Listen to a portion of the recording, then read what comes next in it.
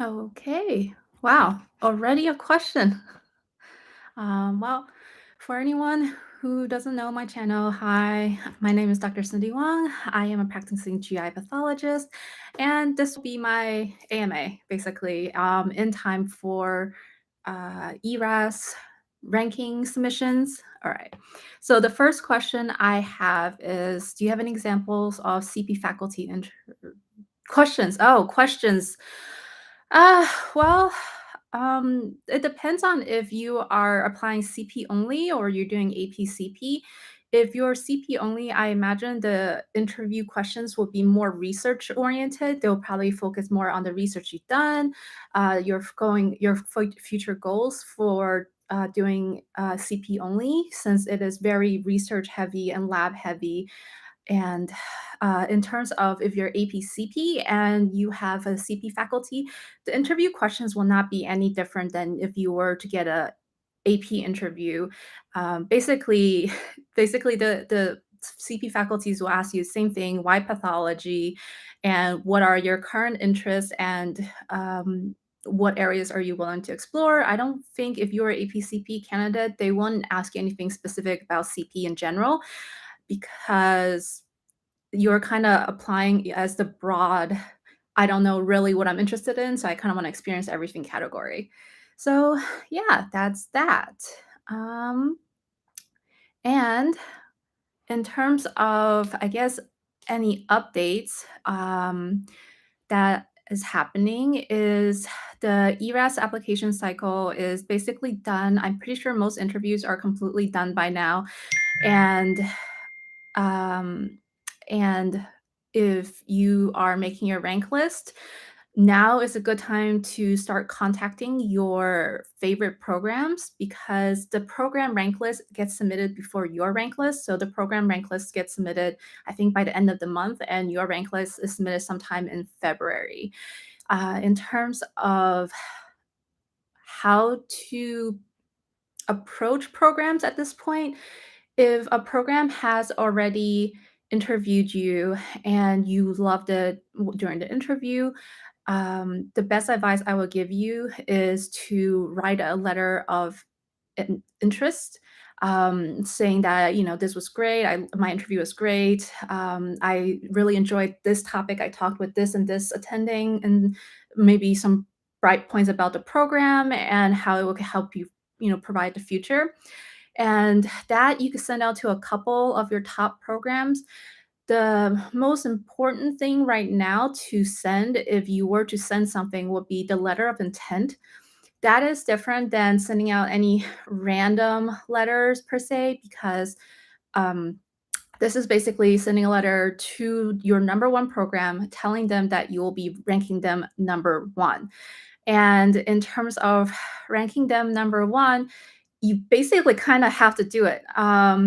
So with the letter intent, if you end up saying to that program, "I want to rank you number one," and decide to rank another program as your number one, and they ranked you to match, they will know that you lied to their face. And it depends on the program directors and so on and so forth. It might hurt your chances if you ever want to get a connection with that program in later in life, as in like if you were doing a fellowship.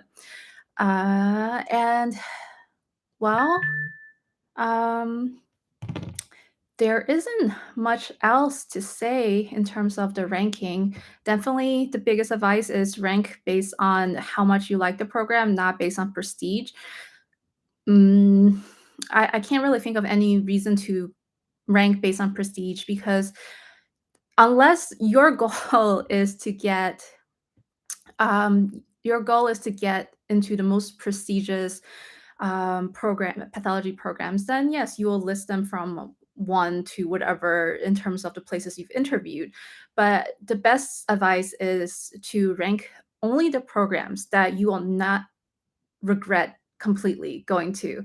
So anytime you rank a program, that means you have a chance of getting accepted to that program. So if you went on an interview and you had a place that just was not right for you, then don't rank them. If you rank programs that end up being not what you wanna go, if you feel like if you'll be miserable for the next 4 years if you went there, it's better not to rank it than to actually rank it, because once you do rank it, like I said, you always have that chance of ending up there if your other programs didn't want you. If you rank them and they ranked you to match, then you're going to that last program. That said, as a if you are a US MD graduate, I don't think there would be much happening in terms of your rank list. I feel like most people get within their top whatever number of programs, usually top 5 to 6.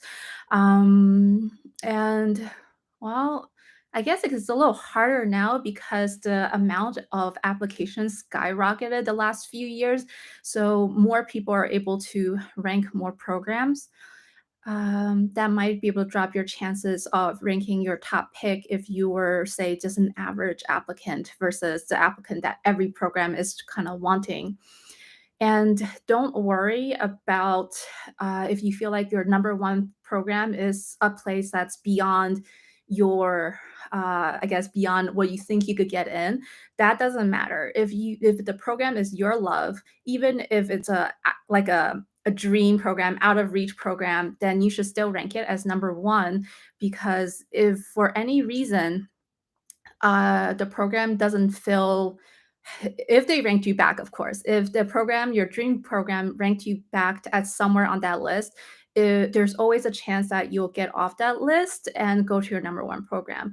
However, if you end up listing your number one program further down because you feel like, oh, I want to match somewhere where I most likely have the chance of matching, then, if you rank those first and rank your dream program later because you feel like they're too prestigious for you, you'll probably end up not even getting a chance at that dream program. So it's always best to to list your dream programs as your one, two, three, and so forth. And then I would say past five will be the programs you're okay going to, and from 5 to 10, that's probably where that will go, or 5 to 15. And if you want to rank all of your programs, then anything after that would be, of course, the programs you couldn't care less about. So that's really it. I guess the other thing I could sort of explain is how the matching works. So in terms of the NRMP match, you will have to fill out the application for or not, you have to fill out a profile for that, and then you'll once it opens, you'll have until the day it's due to keep switching your programs. So, the first time you input your choices is not the final choice as long as you don't press that button for submission. If you submit it after just playing around with it by accident, that's kind of where you're stuck at. Yeah. But, so how the match works, right? That's what I was talking about. The match works based on if you it basically match works for the applicants. As the applicant, you have preference over the programs. So, for example, if a program lists you number one and you didn't list them number one, the program will never get you as long as you know the your number one, two, three program rank you to list or rank you to match or so on and so forth. So, that said, if a program really wanted you and you really didn't want to go there, ranking that program lower would be safer, and your top programs are places you want to go. So basically, what they will do is the program will look at your number one choice program and they will look at the program's rank list. If you are within the if you're ranked to match for the program, then you for sure you have your match. That's it. The matching stops. And when I say if you're ranked to match, the definition of that is say every program has certain number of PGY1 spots. If there was, you know, 5 spots or 10 spots, as long as you're ranked between 1 and the maximum number of spots they have for that year, you are ranked to match. And when you're ranked to match and they're your number one choice, that's it, done deal.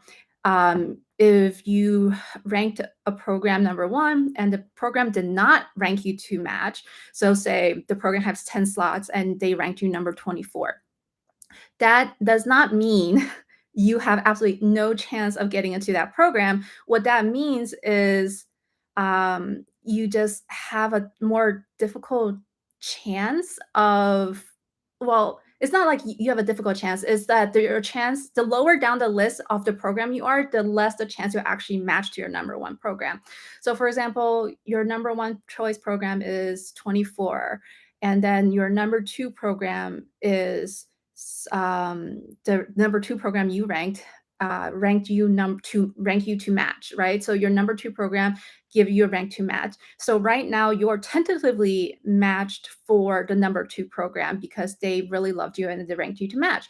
And what happens is they'll go through every applicant's number one position, and if by doing that it did not fill the all of the rank to match spots in your number one choice program, then you still have a choice.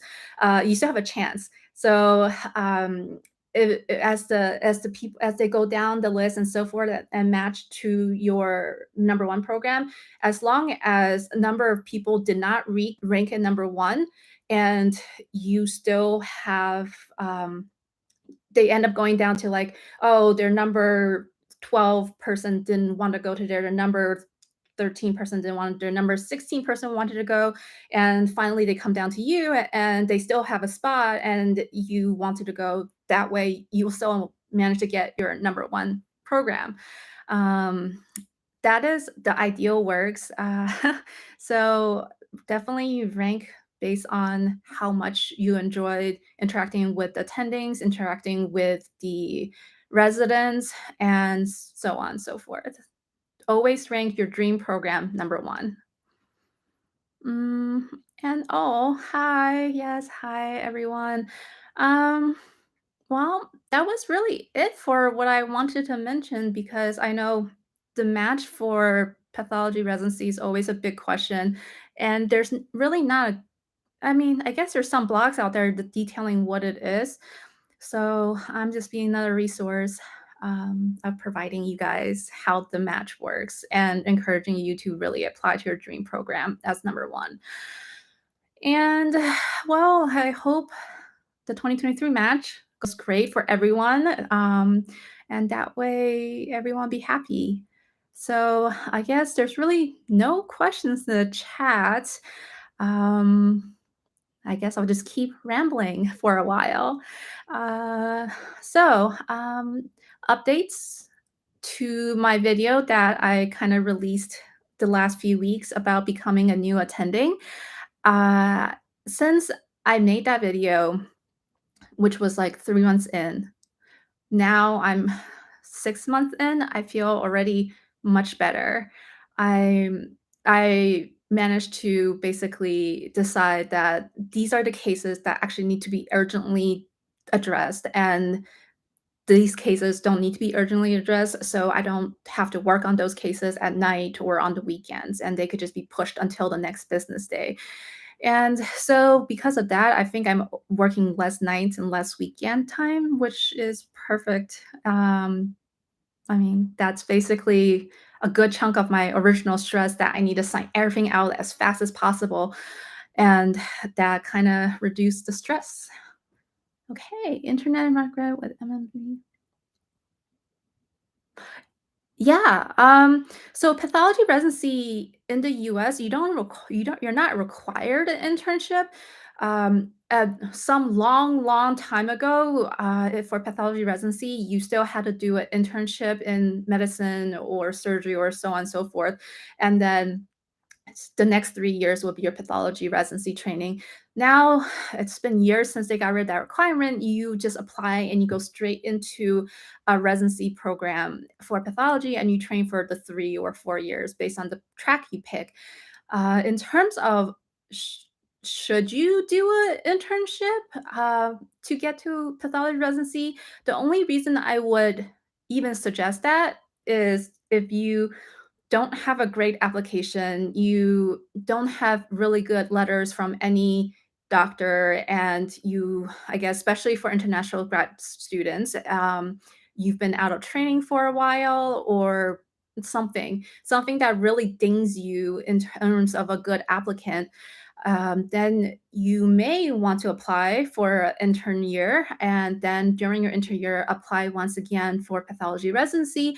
The only reason to do this is to improve your overall, I guess, your overall portfolio of yourself. And by doing an internship and having good letters from your internship, that would prove to the pathology program is like, hey, even though I'm an international graduate, or even though I haven't been doing medicine for a while, by doing this internship and doing well at it, it shows that I could handle the stress of residency. And that is a good thing when you're applying for pathology residency positions. I think there's also some kind of maybe some kind of bias towards people who is trying to transfer into a pathology residency after starting a different residency. The whole point of that, your bonus is that they know that if you were doing okay in that program, in that other whatever, say you did internal medicine and you decide to want to switch pathologies after your first year of internal medicine or second year of internal medicine while you're applying for pathology, then that shows that you could definitely take the workload. It's just you weren't interested in what you're doing and now you find pathology interesting. So that is like definitely a boon to have some sort of residency like not training, residency experience before you apply for pathology residency. Only once again, if your application isn't too great. Um, does steps 3 score have any importance for all pathology? So I can't speak for all programs, but step 3 scores is basically useless in pathology, given that everyone, if you once you get into pathology residency, everyone recommends that if you could take it right before coming to residency, or take it within the first few months of coming to residency, that's the best because you don't have to study as much, and then you can just take it. As long as you pass, that's it. Passing is basically like P equals MD, right? So step three score doesn't really come into account for anything. As far as I'm aware, programs just really care if you passed it, to accept for fellowships or for a job. Because if you don't pass it, you can't apply for your license after you finish residency. And I can't, like I said, I can't speak for every program. Some programs they get so many good applicants, it might come down to the nitty gritty of step two score or your step three score. But as a pathologist, step 3 score means absolutely nothing. Like, if you did amazing in step 3, then that's great because that means you're good at testing and most likely you'll pass your boards. If did not great but passed, that means, you weren't interested in all the stuff that's tested in step 3. So, I can't say for all programs, but most programs, I would say that score is who cares? Long as you passed. Um USMD, how many away rotations to apply for and deciding which ones to apply? Okay. So I guess at this time, if you're asking me about away rotations, I assume you're just a third year med student, as in if you did start doing away rotations now, if you were actually applying this cycle, doing an away rotation now would be kind of pointless because by the end of the month, the program rank list will be in. The only reason you'll do one now, if you're on the current cycle, is you want to do an away rotation at a program you are really interested in and really want to double check if that is your dream program or not. If you are MS3 and you want to do away rotations, I would recommend you do at least one away rotation, and it really depends on if your program has a pathology rotation. If your medical school do not have a pathology residency program, I advise you probably to do 2 or 3 away rotations because you really want to do them as early as you can in your 4th year to make sure that this is what you actually want.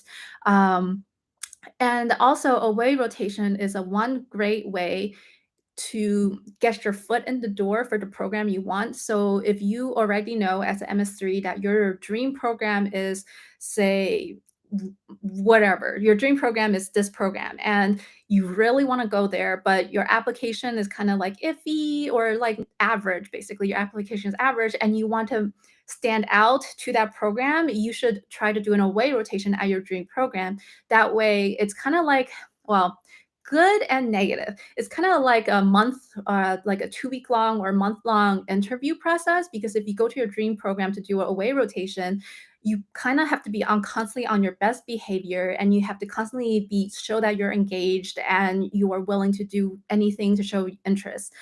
And if you do well on that month, sometimes programs will offer you an interview, like an early interview, like, even though the interview season has started, let's do a interview now, and we'll take all the things that happened during this interview and apply to when you get the ERAS application.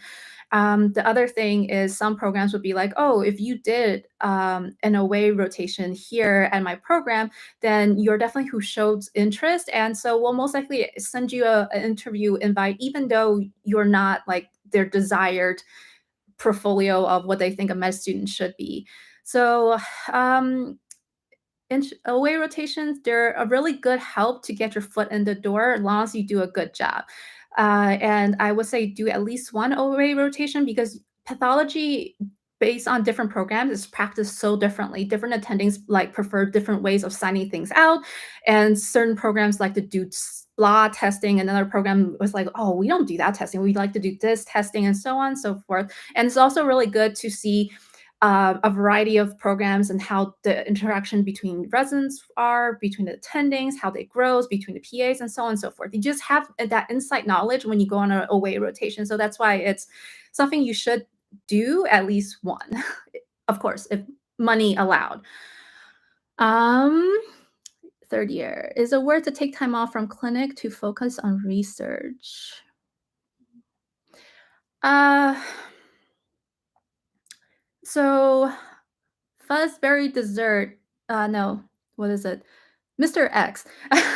So if you are not currently in like applying for a residency position and you want to do more research to boost your application, you're more than welcome to do that, because pathology is very research heavy, especially in the academic setting, which most residencies are. So the attendings all sort of care about some research you do, because in their minds, everyone who graduates through their program will become an academic pathologist, and to be an academic pathologist, you need to do some research.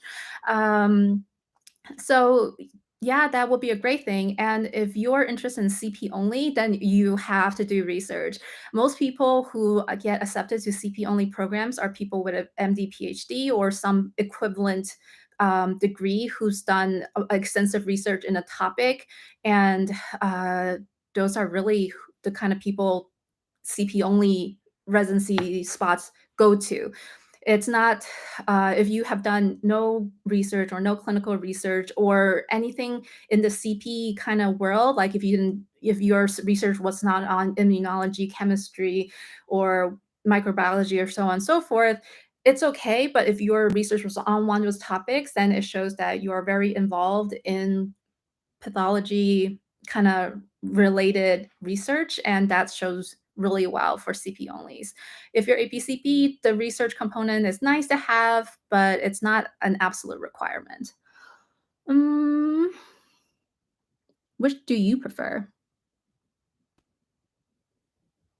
Clinical or surgical path? Oh, well, so I'm a AP only, so I am surgical pathology only. And I only wanted it because I went into residency APCP, and because I was like, I'm not quite sure what I want to do, so I'll try everything. And by going through a few CP rotations, I was like, this is not for me. I like looking through the microscope. I like seeing the tissue and how the tissue kind of assembles upon each other. And when this happens, I feel like I can make a diagnosis, and I don't know, that made me happy. So I am AP only. Um, Clinical pathology is really for people who basically want to run a lab. If you want to be a lab director of some hospital or private practice, and being CP is great. If you're CP only, you can be lab director at an academic institution, also in a private practice community setting. But usually for those program like those settings, they kind of want you to have APCP. So that way you could still cross cover for someone else. If you're like CP focused, that way, if you still have your APCP, you could cross cover for someone who in AP who needs to go on vacation or something like that, or vice versa. If you're AP oriented, they want APCP, so you can still cover some CP things if the CP person goes on vacation and so on and so forth. Um, the decision is really more of what you want and what your goal in life is. If you love working with, if you love looking at histology, looking at the slide, looking at pap smears or fluids or something along those lines, then of course surgical pathology is the way to go. What do they normally ask for during interviews? So the most common question you'll ever see or ever experience on a pathology interview is why pathology? That for sure, everyone you interview will probably ask you that question. And if they didn't ask you that question, there's probably a question that is why our program? Because the two most important things an interviewer wants to know is why did you get into pathology and why are you interested in their program? Because if your reasoning for going into pathology is like bleh or very like stereotypical and you don't show any significant interest in the program, then they know even if you look great on paper that they might they might not give you like they might not rank you later on. Beyond that, the third thing in terms of interviewing people would want to ask you about would be your experiences. They could ask you about the research you said you've done or this leadership activity you said you're done. Or they could just ask you what's your pastime because as a applicant, they want to make sure not only are you someone they want in pathology, they also want to make sure that you're someone that will get along with the department. So, for example, if the department's a very outgoing kind of program and there's a lot of people who enjoy sports, and if, I don't know, whatever interests, then it would be nice if you had similar personality styles to the program. Because, for example, a program who like just wants their residents to like focus and do work, they probably wouldn't like the person who talks about work-life balance. I can't wait to go and do this and blah blah blah. Whereas a program that's like who often has social events, they probably prefer someone who is like sociable and willing to go out and meet and interact with faculty and residents. So those are basically your top three things that they'll ask you about is basically why pathology, why our program, and tell me about blank experience or the dreaded question of what do you want to know about our program or what do you want to know or like do you have any questions for me? Oh, that's it. Do you have any questions for me? That is the probably one of the most common and the most dreadful things to happen to you on an interview, especially if it's like 5 minutes in and of a 30-minute interview and they're like, okay, what question do you have for me? Basically that means the person who is interviewing you don't have any more questions and they want you to fill the time. And if you're unable to fill that time adequately, that would look like, well, that just wouldn't look as good. So always when you go to an interview, look at the program sites and go through things that they list that the program is part of doing and so on and so forth. That's where you get that fluff piece about like, so what are your questions for me? You'd be like, "Oh, I saw that your program has this sub-program, and can you tell me more about it?" And so on and so forth. That's basically a best way to, uh, fill the awkward silence after, "What questions do you have for me?" Um, I was fortunate to match last year. Okay. Congratulations. Thank you for thank you. Yeah, I'm glad my channel is helping people. I'm glad I me actually had a away rotation student who was like, "Oh, yeah, your voice sounds familiar. Oh, so you're, H&E Live." I was like, "Yep, yep, that was cool."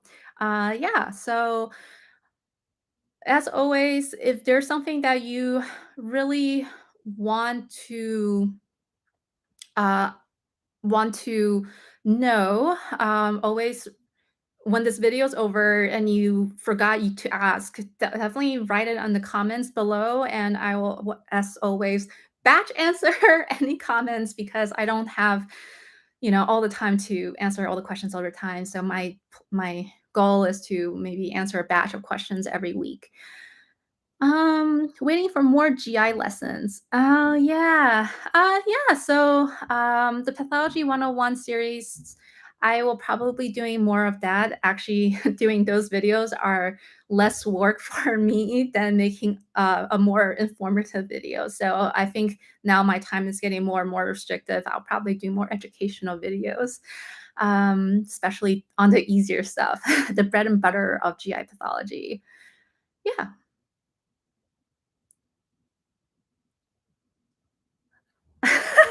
Well, so, I mean, I I I guess I am now considered a YouTube influencer among the pathology world, maybe-ish, but, I would still categorize myself as an introvert. Just because I can be sociable when need to be, does not mean I want to be like this all the time.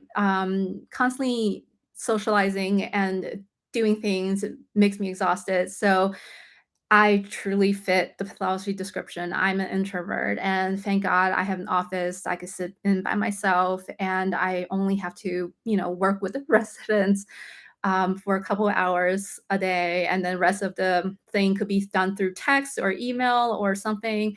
So, yeah, introvert, that's what I am. Mm, do you have any recommendations on how to get involved in pathology?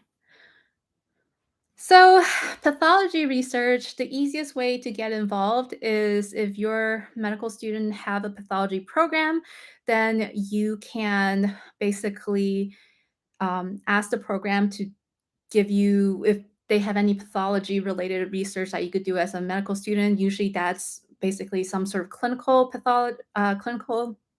project where you look through the EMR, you look through the database and you collect some information and stuff like that. As a medical student, unless you're able to get a lot, like a couple of months or at least 2 months of uh, rotation at the same institution, it's very hard to get on a research project while you're just rotating through it.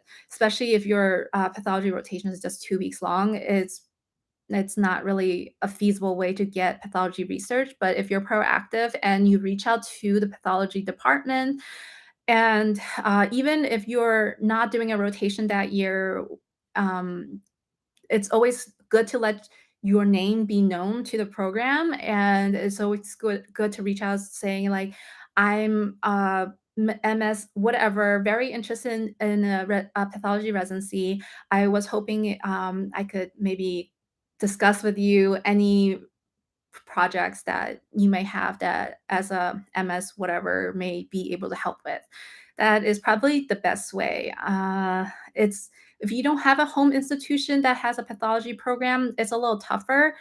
The best you probably will have is to do a 1 month rotation somewhere else and ask if there's any current project that's kind of wrapping up that you may help wrap up, and that's a way to get your name on a project. Mm, how many candidates do programs rank to match? Oh, yeah.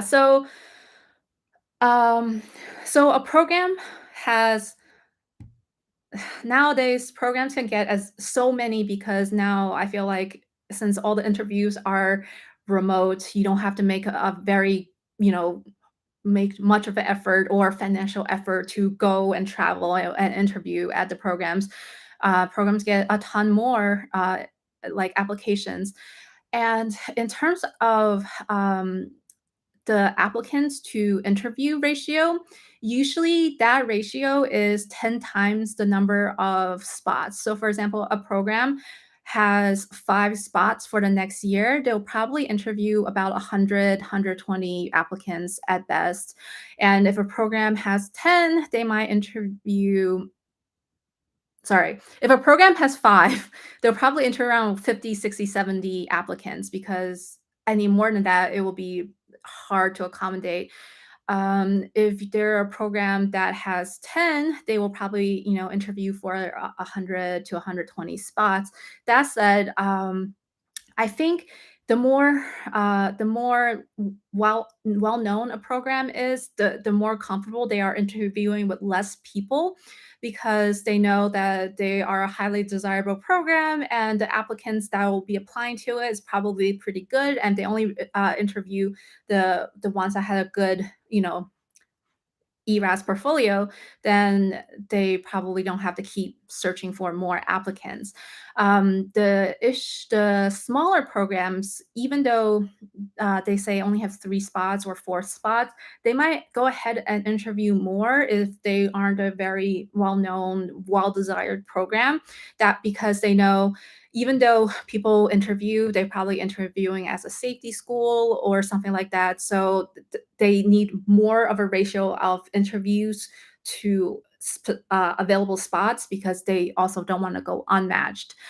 And then basically that's it. If a 600 applicants applied to one program and that program only has 10 spots, and they're a well-known program, they'll probably interview 100 whatever and they will rank if they've interviewed 100%, then they could rank 1 through 100. Of course, programs can, during the interview process, catch red flags of applicants who will definitely not be a good match or just whatever reason you became a red flag, then they might not even rank you and they will rank 1 through 90 instead of 1 through 100 because 10 people was just like, yeah, we don't want them kind of things. It's just like the same thing as an applicant even if you did a remote interview at 30 programs and you find some red flags in some programs and you don't like them, you don't have to rank 1 through 30. You could rank 1 through 25, 1 through 20, so on and so forth. Similar thing. So the programs and the applicants that are ranking have the same choices.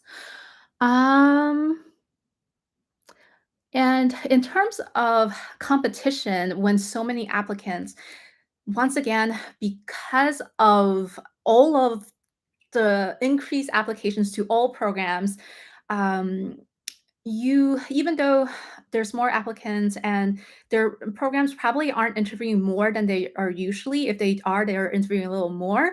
And actually, I would think the competition actually drops a little bit because if you got to invite that means that at least the program thinks you're at least on paper good enough for the program. And because people are now spamming and interviewing more, in terms of like the really good applicants, they might interview at all the top programs, but in the end, the really good applicants can only go to one of these top programs. So even though there's more applicants and you feel like you're just middle along the road, it doesn't mean you'll never get accepted to a good program because if the really good applicant the top 10% of applicants they all want to go to whatever and there ends up being room even if you're a mediocre applicant long as they don't fill before they go through your rank list then you'll still have a chance. What about clinical rotation sites has no pathology program. So if your med school or the affiliated hospital has no pathology program, then the only thing and the best thing, and it's almost a must. The must thing you have to do is you have to apply for away rotations. And usually there is an away rotation program that has like an application you could send out to a bunch of to whatever away programs you want to go to and that occurs in the summer and then you are matched into whatever program you say you want to go to. And if you're applying for pathology and your program has no pathology, you have to go to some other programs pathology and do a clinical rotation. Otherwise I feel like most most program would just X-nay you off the list if they saw that you have no pathology recommendation letters or you have no pathology rotation under your belt when you apply. What do pregnant think about applicants who have already completed pathology residency in a different country? So it depends on how long ago you completed a pathology residency in that outside country. If you basically just completed it and is working as a pathologist, or I'm not sure how like other countries thing work, but for example, as the US equivalent, if you finish the residency and then you move on to being an attending somewhere, if you say you finish your residency and you've only been practicing as attending for 1 or 2 years, then you know, apply for, a US program with that kind of application, it does look pretty it looks pretty good because that means the residency program knows at the very least they're not coming with a complete blank slate that they have to mold up from the bottom. If you've done residency, if you've practiced pathology for a little while, when I say little, like little, not 10 years kind of thing, if you practice pathology for a little bit and you apply, you look very good, at least on paper. And the issue is if you have done this in a different country and your English is abysmal, it doesn't help. um, it really only helps if you have a good written and spoken English communication skills. And if you had prior training, it actually looks very well on your application. And I would say it gives you a boost over someone who's a MS4 who's only done one pathology rotation and have a lukewarm, pathology recommendation letter. So yeah, um, that yeah, that's that. I guess that's it for the current program or current questions. Um, so I guess if you are on and you have any dire questions, please ask now, or I might just end the live stream in a couple of minutes. Um, so ask now, or however, hold your peace until this gets released on YouTube, and you could comment down below. Um, yeah. Uh, Tips for research. Uh, so I'm not quite sure, but I think it's similar to how do you get research? Is basically you just have to reach out to a pathology program. If it's in your institution, home institution, that's much better than if it's at an outside institution. Because if it's your in home institution, you could be like, on my free time, I'm willing to come to the pathology department and do whatever to be part of a research. So that's basically it. And in terms of research and pathology, if you're not CP only, doing just dipping your toes in research is really good enough. Like for example, if a resident and a attending has this small project that they want to, I don't know, present as a poster somewhere, then that's one of those projects you could ask, like, can I help you with that? Because usually those projects are simpler and the data collections is on a simpler scale. However, if you're able to get on a research project in which the intention is to publish, then um, whatever you can do to help them to get your name on that paper somewhere in the middle, that is also good. And of course, if you're doing a pathology rotation, that's also a good time to like at the very beginning of a rotation, not in the middle. Like the day one of your rotation, we should be asked around to be like, is there any active project you could work on? Because some project you can actually do within a month. So yeah, research, you just have to be proactive about it.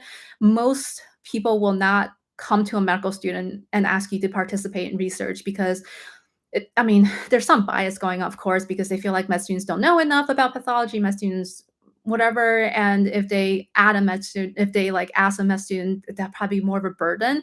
But in terms of people who already have active projects and need a little help, and a med student be like, "Hey, I can help you," I'm sure they won't say no, especially if the task is simple enough. Like, you just, like I said, you need to dig through some EMR for some patient history or data or whatever. And that's a great way to help out on a research project.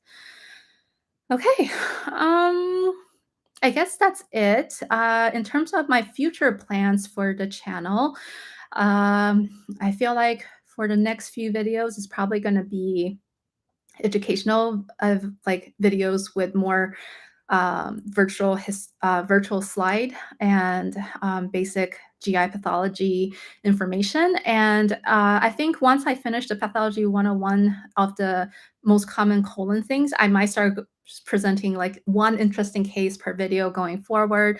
Yeah, I really don't know what the future of this channel looks like. So I'm always grateful for any input you may have, for any content that you would like to see, because I'm getting there. Every year, every year means every one more year I'm not a med student, one more year I'm not a resident. So I forget what really wanted to know when I was a med student or a resident. Okay, question. Strange question. Region medical. I don't feel like question since I'm very few, but I got offered to do a master's. Um, yeah. If you got offered to do a master's, anything more you do to boost your application is good. Um, if you are able to do pathology rotations while you're on this master's program, as in like you could get a month or two off while you're on this master's program to do away rotations, that's also a good use of your time. I guess, yeah, that's the best thing I could say about it. And of course, a master's program also costs more money. If this is a financial struggle for you, it might not be the most important thing. You may just, for that year off, who knows, you could be like a barista for some reason and show that you are able to do actual work, because as a resident you are no longer just a student, you are actual employee, you are supposed to do work. And if you can show that you are able to handle a certain amount of work and stress, that's also a good thing. And if, say, you were a Starbucks barista for a year and that allows you to go to a lot of away rotations, or observerships or whatever, then that's probably even better than a master's program. Because if like I don't know what master program is really great for pathology. I know a lot of people who apply to pathology have like a master's in public health.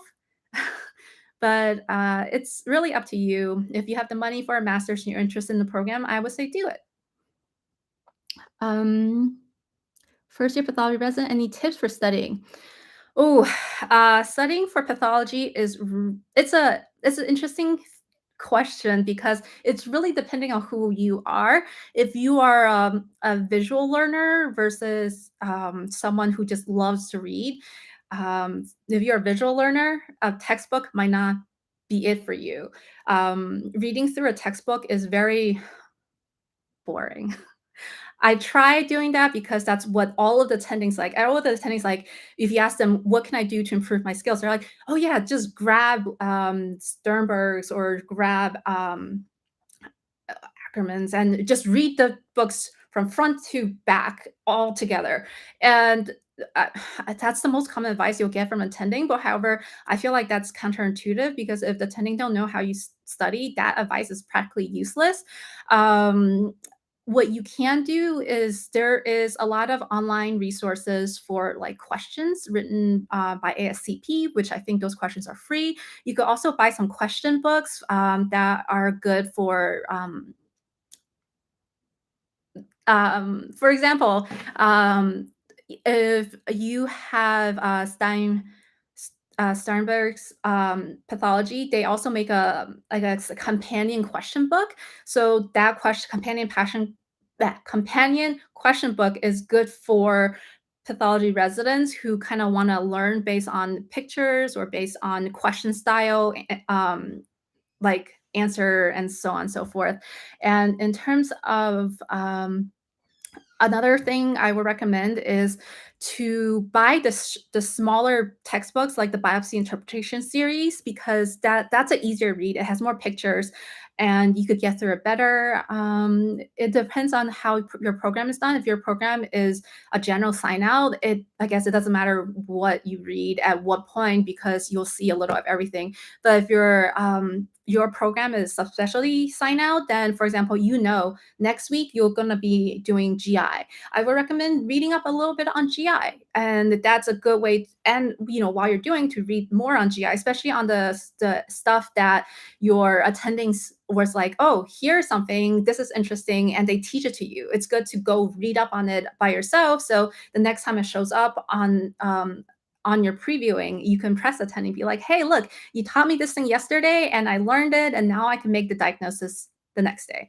Yeah, I'm always a big advocate for path path expert path. Yeah, expert path is a online subscription web page.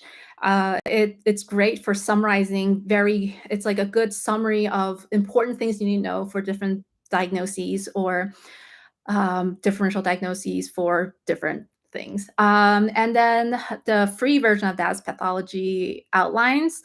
Um, that is basically written by people who volunteer their time to write and update an article. So that's also a great way to learn. So, for example, next week you're going to doing gyne. You could look up like in Pathology Outlines what like chronic endometriosis is, or sorry, no, you want to learn what endometriosis is, that's a great place to look it up, and the clinical presentation, what should it look like and what you should look for, so on and so forth. Um, Unknowns, interesting cases, looking forward to it. Yeah. Okay. So, yeah, studying is just such a hard thing to do. The best way is to kind of get personalized advice from someone that you feel comfortable discussing this with. For example, if you just ask any senior pathologist, like when I say senior, like old pathologists, they will say read a textbook because that's basically what they did because they didn't have all these other wealth of resources available. So do whatever resource is best for you. There's plenty of YouTube videos. There is a lot of free things, question books, board studying question banks. If you do them during residency, they might seem difficult, but you'll still learn certain things. Okay. Um, yeah, I guess that is it. Okay. Oh, questions, what do you get paid during pathology residency? Pathology residency salaries, pathology fellowship salaries are all made public on the GME website of the program. So, for example, you want to know how much I made at University of Chicago, you just Google University of Chicago GME and stipend or residence salary, and they will pop up. What they have is usually the most up to date salary, and sometimes they'll list what their salary was for the last few years, because then that way if this is a program that seems to increase the salary a little bit over time to account for inflation or so on and so forth. So it's all public information. You just have to find it. Oh, let's see. Sternberg or Zai? I personally like Sternberg better because it's less flowery language, but either way, I don't like reading those textbooks. Sorry. Have you ever met Dr. Satar? Oh yeah, Dr. Satar Hussein was my breast pathologist when I was a resident. So yeah, I've met with him. I worked with him. Working with him is very interesting because he's very like, this is your case. Take ownership for it. If you want to order a stain, order a stain. If you think this is this entity, do the workup for it. So it was very interesting working with him. But I feel like as a resident, his main priority is teaching medical students. So he actually is not on service as much as we all hope he would be. Finish my residency interviews. They like a lot of program equally. Not sure how to rank them.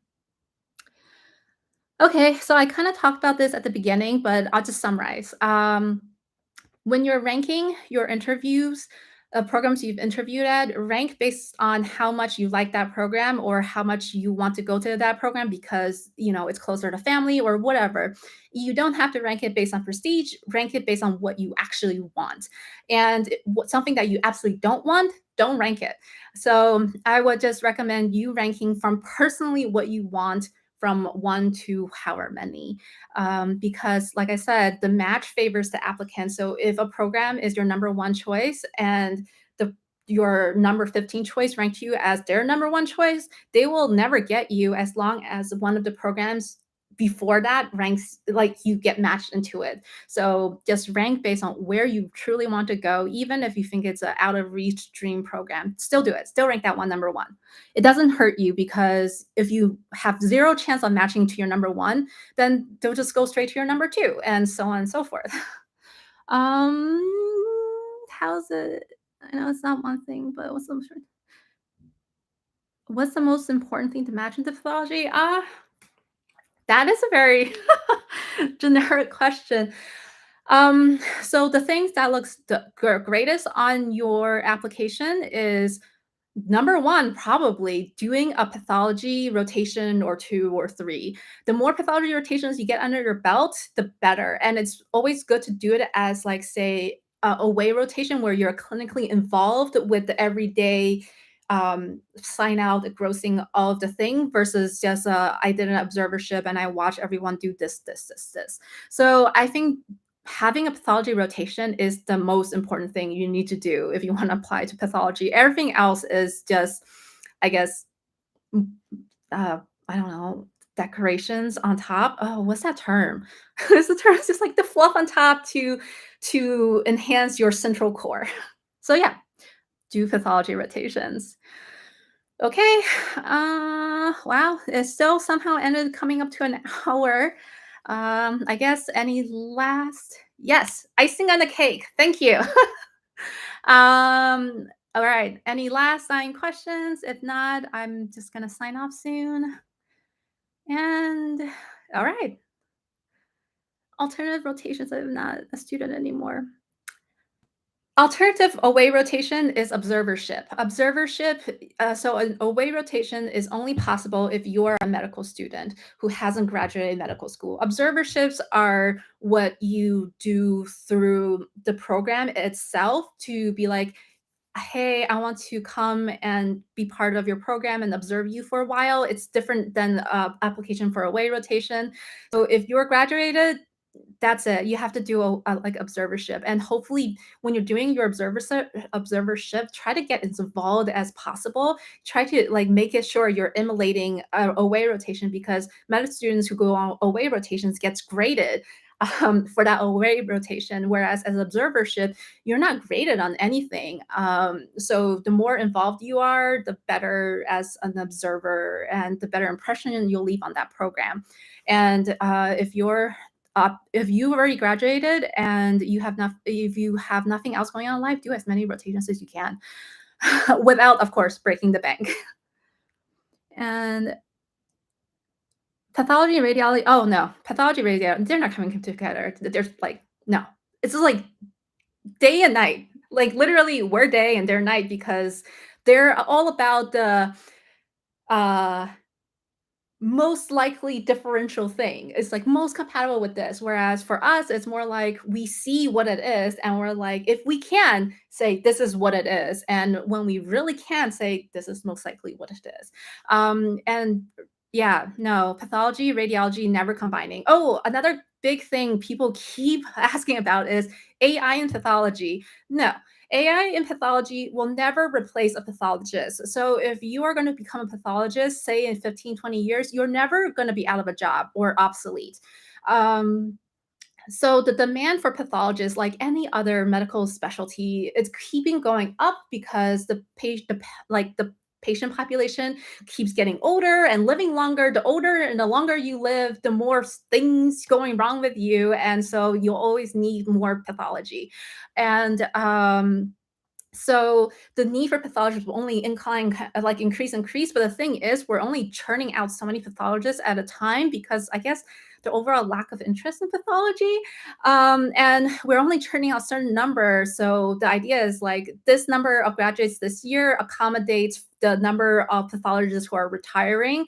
And the fact that a lot of pathologists are getting there in age, they're constantly this equivalent exchange. So pathology will never go extinct. If anything, AI in pathology will help a practice manage the lack of pathologists. So, for example, right now at Stanford, we have certain fields that like certain subspecialties that we need more pathologists in to be the most efficient, clinical wise. And say right now AI technology is so good. We can, since we can't find a pathologist fast enough, we can get the AI and help us pre-screen like what is normal, what is not normal, so on and so forth. Because when you see normal, it's just like normal, and then it's a waste of pathologist time because when I see normal, for example, and the patient has something and endoscopist like they see something, I'm just always doubting, is this truly normal? Like if the endoscopist sees something and I see absolutely nothing, then maybe I'm missing something, or the endoscopist missed. But I actually have to spend time thinking about the normals, or the worst is the slightly not normal, but not quite like a pathologic diagnosis happening. Those are the ones where I waste my time the most on. If an AI computer can look at that slide and be like, yeah, this is not really any specific thing that it might be causing this, then I'm okay with designing that as like without significant abnormality, basically saying that this is some gray zone within normal. Yeah, so AI not replacing will only make our workload efficient and hopefully will accommodate for the pathology shortage that is already happening, if not will be happening soon. um, why do pathologists? Oh, Uh, the lack of pathology interest is basically comes down to it. Pathologists, we don't advertise our profession very well. We do not spend time recruiting or anything. Pathology is not a required rotation in medical school. And if you never decided to do a pathology rotation, you might never even discover what pathology is. And basically, the reason I created my whole YouTube channel is to be able to share information to medical students in case that they were curious about what pathology is, and I give them the information to at least get them motivated to start to pursue pathology. So I guess the main reason for my channel is I want to recruit more people to show interest in pathology because I want to show that pathology isn't like your lectures in MS1 or MS2 of medical school, because that's really boring. I'm happy for the lack of interest, easier for me to match. Yeah, yeah, you could say that. Yeah. Less people applying, the more chances you'll match. In your opinion, pathologists future would need to be trained to use AI. Um, yeah, it's like a tool. So, for example, right now I use digital pathology, which is I use digitally scanned slides on Philips, and when I use that, I have to get trained on how to use Philips and know what the limitation is, and if and then if like this slide is not adequately resolved or adequately scanned or something, that I know I need to go back, grab the physical slide and look at it on the slide instead of just looking on Philips, where it is an FDA approved modality to sign out a case. So by having this Philips and the Philips monitor, you're able to sign out cases without ever looking at the actual physical glass, and that's allowed. But you need adequate training to use the program to know when the image on your screen is not good enough and you need to look at the slide. So I feel like similar thing will happen. You'll probably like AI will be some, ancillary modality for you to use, and you have to get some basic training on how to use it and to interpret what the output by the AI is, and to trust what the AI gave you, or whereas if a AI tells you they find this thing and they don't think it's abnormal, and you think like, actually this doesn't look right, you always as a pathologist can override the AI. So it's definitely something you'll need training with. It's kind of like everything, like immunohistochemistry. Years ago, immunohistochemistry was so amazing. It was mind-blowing. You have to do a fellowship before you can order IHCs. Now, every pathologist, as long as you know how to interpret IHC, can order whatever IHC they think they need. The same thing, I feel like not stamp, molecular testing will kind of become like that eventually when it's more widespread, more knowledge is known about it. We probably don't need a dedicated molecular pathologists making those interpretations as the subspecialty interpretation of your thing. You should be able to recognize the mutational whatever pattern of this thing, and I think that's something in the future. um Looking for the most durable flexibility in the most what are some of the most in demand fellowships? Uh, so this question, I don't like this question because you should not do a fellowship based on the chances of getting a job afterwards. You should do a fellowship on your interest. If your fellowship interest is a one that has a lot of jobs available, then that's like double great. But if you do a fellowship and in say like a heme path is you could like loads of people want heme path. If you do heme path and you hate heme path, you'll be working for the rest of your life at something you hate, and that is like one of the most leading causes of burnout. And you'll probably quit before long time. So it doesn't matter what fellowship you pick, as long as you pick one that makes you happy and you have interest in doing, because as long as you have interest in doing it, there's always a job for any subspecialty. So for example, even though ENT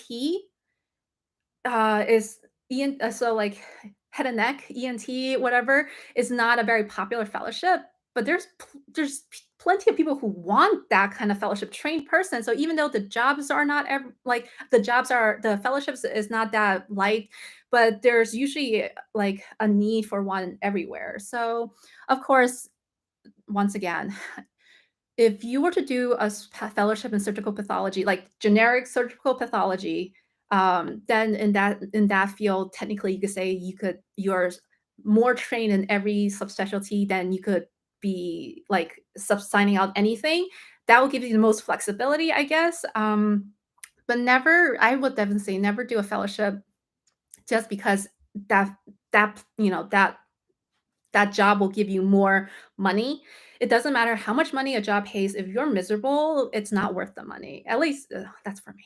If money is that big of a matter, it doesn't matter how hard, how unhappy you are, then go for it. Pick the fellowships that are really big, like cytopathology, hematopathology, GI, and so on and so forth.